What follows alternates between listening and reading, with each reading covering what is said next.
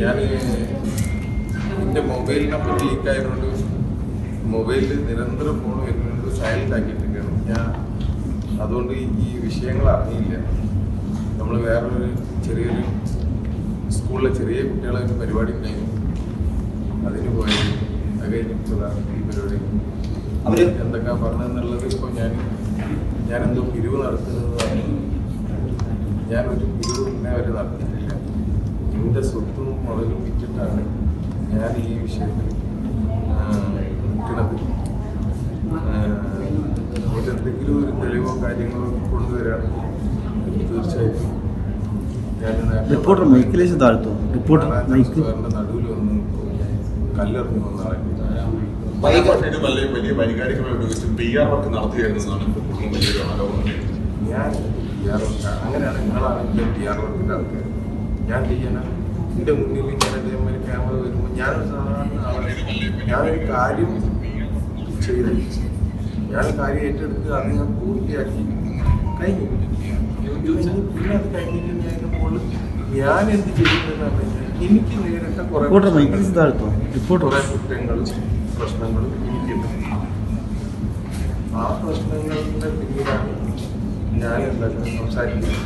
വേറെ PR വർക്കായിട്ട് സ്വന്തം നാട്ടിൽ ചാനൽ തുടങ്ങി അതിൽ ഈ അർജുനെ ഉപയോഗപ്പെടുത്തി അതിന് രൂപീകരിച്ച് ഉണ്ടാക്കി എന്നുള്ളതാണ് ഗുരുതരമായ ആരോപണം. അർജുൻ്റെ ആ സമയത്ത് ഞാൻ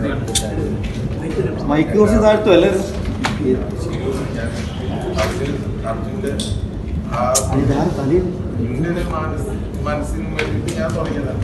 ഓക്കെ, ഞാൻ അങ്ങനെ യൂട്യൂബ് ചാനൽ തുടങ്ങി. ഏതാണ് ആ യൂട്യൂബ് ചാനലൊന്ന് പോയി ആകെ ഒരു എന്താ പറയുക ഒരു 10,000 സബ്സ്ക്രൈബേഴ്സ് ഉള്ള യൂട്യൂബ് ചാനൽ.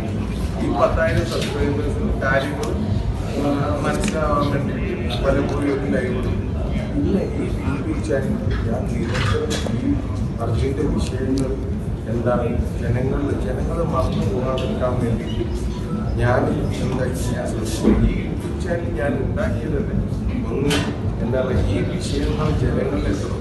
അതാകെ അന്നൊക്കെ എൻ്റെ ചാനൽ വളരെ കുറച്ച് ഒരാളാണെങ്കിൽ ഒരാളെ ചെവിട്ടിലെത്തും.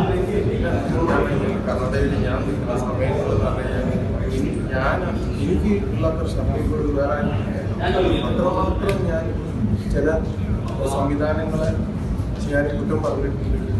എന്തെങ്കിലും ഇൻ കേസ് എനിക്കൊരു ബുദ്ധിമുട്ട് വരികയാണെങ്കിൽ യൂട്യൂബ് ചാനലിൽ ഒരു ധൈര്യത്തിന് വേണ്ടേ. അർജുൻ്റെ കുടുംബത്തിൻ്റെ പേരിലോ അല്ലെങ്കിൽ അതിൻ്റെ കുടുംബത്തെ എത്തിക്കാമെന്നതിൻ്റെ പേരിലോ താങ്കൾ ആരുടെയിൽ നിന്നും പണം വാങ്ങിച്ചിട്ടോ അല്ലെങ്കിൽ അങ്ങനെ പണം ഓഫർ ചെയ്തിട്ടുണ്ടായിരിക്കും ഏതെങ്കിലും തരത്തിൽ?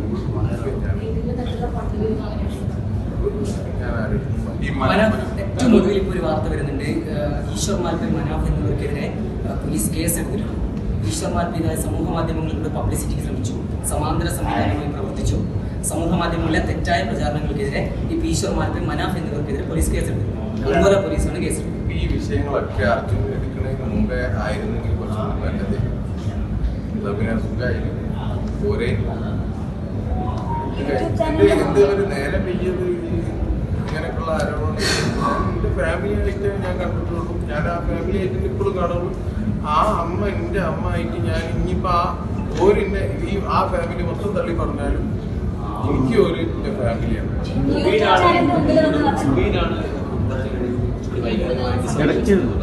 മുബീനെതിരെ അവർക്ക് പരാതിയുമില്ല, ആസിഫിനെതിരെ പരാതിയില്ല.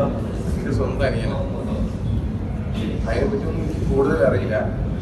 ഞാൻ എടുത്തുകൊണ്ട് നടന്ന എൻ്റെ അനിയനാണ്. നമ്മളെ ഫാദർ മരണപ്പെട്ടു പോയി 14 കൊല്ലം. നമുക്ക് ആശുപത്രിക്ക് ഒരു വയസ്സില്ല. അപ്പോൾ അന്ന് മുതൽ ഞാൻ ഈ കുടുംബത്തിൻ്റെ ഭാരം